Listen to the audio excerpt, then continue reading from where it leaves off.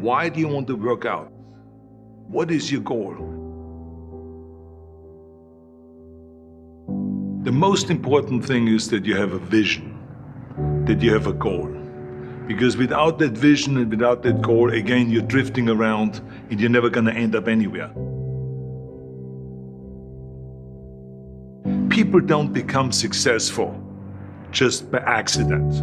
Maybe the guy that found gold in California and started the gold rush, but don't count on that. That's the one in a lifetime kind of a situation. So you got to really have a specific goal. And to me, to have that vision that I want to be Mr. Universe, that I want to be the greatest bodybuilder of all time.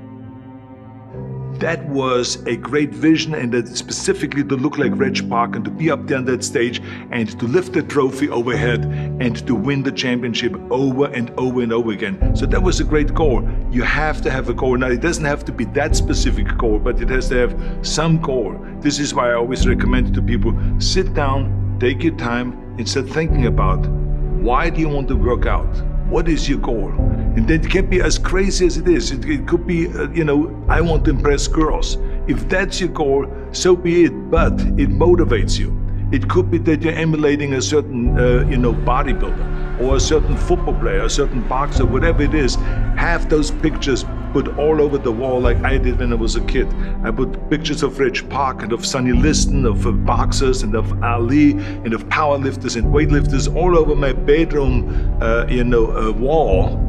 So that every day when I go to sleep, every day when I wake up, I look at those pictures and they motivate me. You need that motivation, and then therefore you have this kind of imprint in front of you all the time, and you know exactly what you're chasing.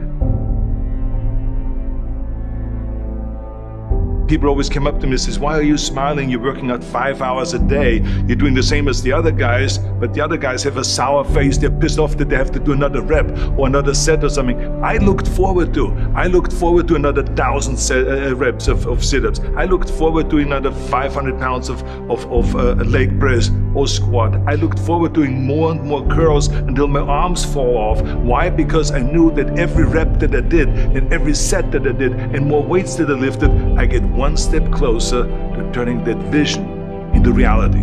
So I was turned on by that. I was excited. I couldn't wait to get to the gym.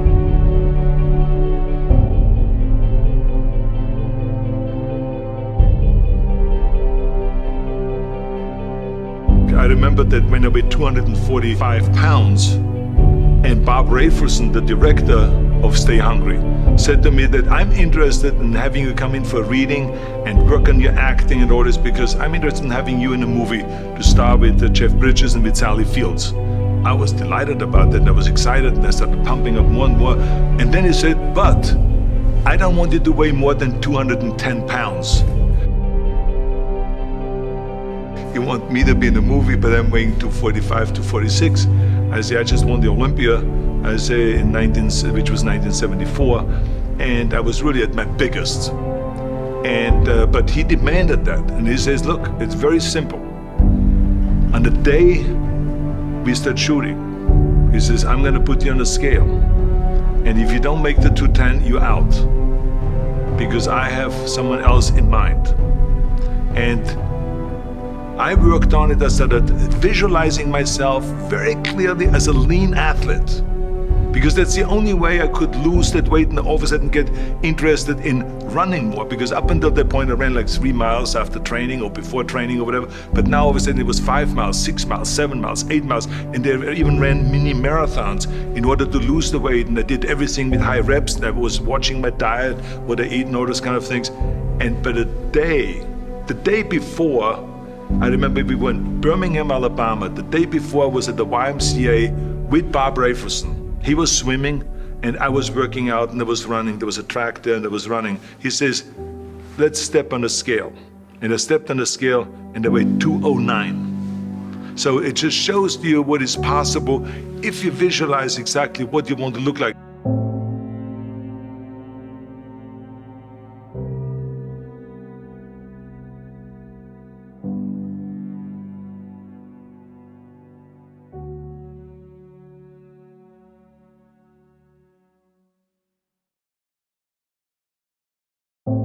And there was no room for any kind of like, well, I can't get my act together or anything like this, because there's only a certain amount of time. But the key thing again is have the clear vision.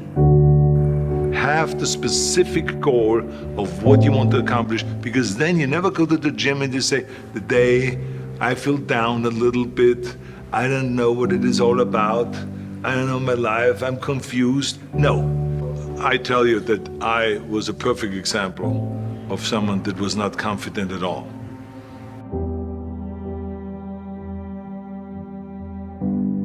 I mean, when I was a kid, I was just like any other kid. I had my hang-ups and problems and all this. But when I joined the weightlifting club and I won my first little trophy because I did the best clean and jerk, and then we went to another meet and I won another little trophy, I started feeling like somebody.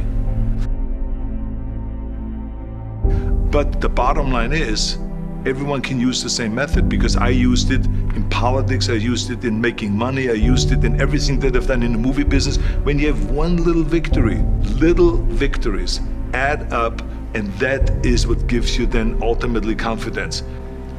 Well, for me, the most important thing always to have a deadline. So when I, for instance, had a competition, and let's say the competition was in the middle of September, and it was now beginning of summer, so there was no more time to screw around. So there was the time now to get going on a diet, to get going with the training, to not slack off at all, because there was a deadline there. The day of the competition, I had to be in the best shape possible. And I knew that if I come to the competition and I lose because I did not schedule my training the proper way, or I didn't have the right frame of mind, or I didn't give everything, literally worked my butt off, I would be just so angry. So I never wanted to be in that situation. So this is why it was very important to pick that time and to say, this is when I have to be in top shape, and then I work towards that. But it's not just with the competition. I mean, it's the same in the movie business. I mean, to me, it was always a big advantage when I said, okay, my movie starts on April 1, and I have now 3 months, so I have to get really in great shape. So you pick those times. It could also be that you have no movie and you have no Mr. Olympia or no Mr. America, no Mr. Universe coming up or any of those things. But you say to yourself, the summer starts in June. I'm gonna go to the beach in June, and at that time I want to be in great shape. So that creates an urgency that makes you really start training hard and taking it seriously. Because if you don't have a specific plan, then you wander around. I mean, you can have, as I've told you many times, the best ship or the best plane in the world, but if you don't have a specific goal where you want to go and when you want to get there, you just drift around and you never get anywhere. So this is why it is so important to create that urgency and have a specific time when you want to be in shape. Well, I mean, look, everyone has a problem with time, but the day has 24 hours and we sleep 6. Now, I know there's some out there that say, whoa, I need 8. Well, I say just sleep a little faster, because the bottom line is we have 6 hours of sleep, 24 hours are available, so you have 18 hours now available to your work, your family, your hobbies, and also to learn something new or to do something new, which could easily be that you want to learn a new language, or that you want to read as a New Year's resolution, I have to read a book every week, or you say, I'm gonna go and reshape my body. So you're gonna go and take this hour out of your schedule and say, I'm gonna train an hour every day. So this is, for most people, a huge challenge, but it is totally doable, I can tell them, because the kind of things that I did when I came to this country, I mean, I went to school, I was working in construction, I was working out my 5 hours a day, I was taking acting classes from 8 o'clock at night to 12 midnight, I was doing all of those things. I wanted to make sure that out of the 24 hours of the day, that I don't waste one single hour.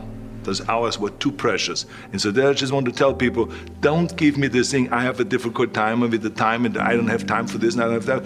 You have time, you make the time.